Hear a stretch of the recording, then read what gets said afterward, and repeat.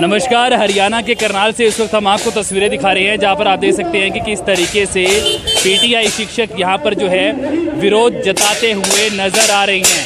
आप ये देख सकते हैं कि किस तरीके से थाली और चम्मच से यहां पर जो है विरोध करते हुए नजर आ रहे हैं। तस्वीरों को आप शेयर अवश्य कर दीजिएगा। आप ये देख सकते हैं कि किस तरीके से करनाल की सड़कों पर ये यहाँ पर जो है विरोध करते हुए नज़र आ रहे हैं। पिछले काफ़ी दिनों से इसी तरीके से इनका जो विरोध है वो यहाँ पर देखने को मिल रहा है। तस्वीरों को आप शेयर अवश्य कर दीजिएगा। और सारा दिन ये बैठे रहते हैं और उसके बाद ये अपना तपती दोपहरी में जून का महीना जैसे चल रहा है, देख लो आप कितनी गर्मी है, कितना एटमोसफियर गर्म है, और उसके अंदर ये प्रदर्शन करते जा रही हैं। तो क्या बेटी पढ़ाओ और बेटी बचाओ का क्या नारा है सरकार का? सर जा रहे हैं अपनी मांगों को लेकर जी, और उनसे समय लिया था। वो थोड़ा आगे कह रहे थे, फिर अब हमने दोबारा से कहा जी हम आ रहे हैं, तो वो हमारी वेट कर रहे हैं, देखते हैं अभी मिलते हैं कि नहीं मिलते हैं। कि एक बार पहले भी गए थे, उस दिन हमारे को 4:30 बजे का टाइम दिया था, उसके बाद वो फिर वहाँ से निकल गए, जो कि उनकी बात ठीक नहीं थी। आज हमारे को लगता है कि विश्वास है शायद वो हमारे को मिले, क्योंकि वो एक आज़ाद उम्मीदवार है। हमारे को ये पता है कि आज़ाद उम्मीदवार में 7 हैं, 7 के 8। अगर ये हमारा साथ देते हैं और सरकार पे दुआ बनाते हैं, तो सरकार एक अपनी डिमेंशन शक्तियों का प्रयोग करके, ये निश्चित शक्तियों का प्रयोग करके हमारे को एक ऐसा कोऑर्डिनेशन पास करके हमारे को नौकरी में बहाल किया जा सकता है। हमारे को 10 साल हो गई है सेवा में। जब गेस्ट टीचरों को ये अपना उसको लगा सकते हैं सर, तो हम तो एक पूरी प्रॉपर चैनल से लगे हैं। जो सुप्रीम कोर्ट का आदेश आया था कि ये आया था कि 8 अप्रैल को कि इनकी नौकरी मतलब इनको 5 महीने तक नहीं भर्ती की जाए। हरियाणा सरकार ने कहीं भी सरकार ने ये कोर्ट ने सरकार को ये आदेश नहीं दिया था इनको रिलीव किया जाए।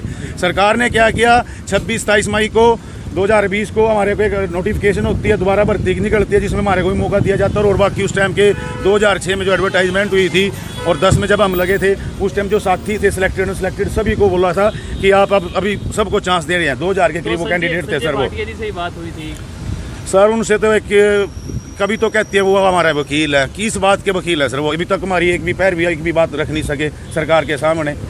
कोई वकील नहीं सर, वो हमारे झूठे वकील है।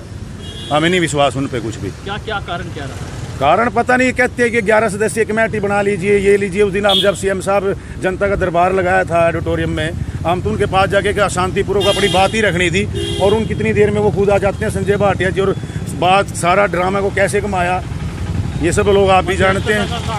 कुछ नहीं कर रहे सर, कोई मध्यस्थता नहीं कर रहे हैं। सरकार सिर्फ हमारे को डिले कर करके यहाँ तक आ गया। अब 1 तारीख से 1 जून से रिलीविंग हुए, आज देख लीजिए कौन सी तारीख होगी है। तो कब तक इतना इतनी गर्मी में आप बैठते हैं, धरना देते हैं, कब तक चलेगा सर? हमारी तो मेरे ख्याल सरकार सहन शक्ति की परीक्षा ले रही है, और हम ये कहते हैं ना कंडीशनिंग, हमारी भी कंडीशनिंग होगी।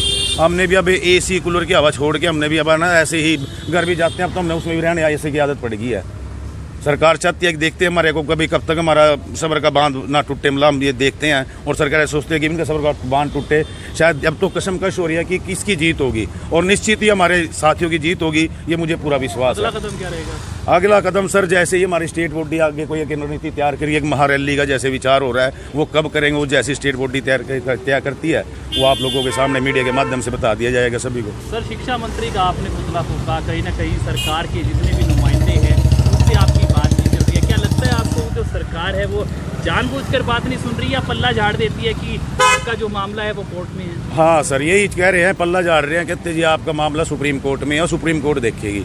अरे सुप्रीम कोर्ट क्या देखेगी सर? बात फिर वो आ जाती है। सुप्रीम कोर्ट ने तो ये भी नहीं कहा कि आपको रिलीव करें, और सुप्रीम कोर्ट के आदेश आज तक भी आए होंगे हरियाणा गवर्नमेंट पे, क्या वो सभी फैसले मानने हैं?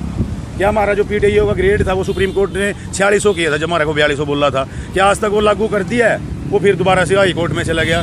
जो फैसले इनको ये लगता है कि ये हमारे फेवर के हैं, उनको तो इम्प्लीमेंट एकदम से करना चाहते हैं। जो इनको लगता है कि हमारे फेवर के हैं, उनको ये डिले करते रहते हैं। तो ये दोहरी नीति अपनाते हैं सर, ऐसा ये ठीक नहीं है, वो निकालते हैं।